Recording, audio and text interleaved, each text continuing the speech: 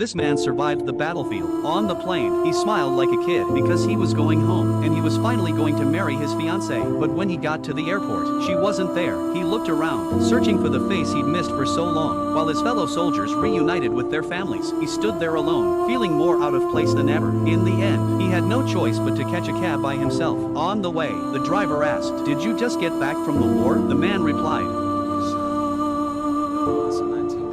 he had counted every single day on the battlefield, telling himself he had to make it home, because before he left, he and his fiancée had made a promise. Once he came back, they would get married right away. But when he got home, the place was completely empty. There was no sign of her. Not even a single piece of furniture remained. He dialed her number immediately, but no one answered. Panic kicked in. He left her countless voicemails. "Call me, I love you. Just call me, alright?" A year on the front lines had left him with severe PTSD. Now, he could only rely on medication to keep his emotions in check. He kept talking to the phone over and over, even though no one was on the other end. Maybe he was just exhausted. He eventually fell asleep on the cold, empty floor. The next morning, he was woken up by a buzz. He looked at his phone. It was a text, a breakup message from his fiancée. He stared at the screen, confused, lost. He needed answers. So he went to her workplace. Soon, he saw her walking into the building with another man. He hid a gun behind his back and walked in. He asked her why she left him, why she didn't wait. But she only said, "Don't come here and disturb my work. We're not together anymore." He stood there, hopeless. Then he asked, "What about our daughter?" She replied, "She's my daughter, not yours. You disappeared for so long. How was I supposed to wait forever?" He said, "I went to war for you, for her." But she had lost all patience. Security.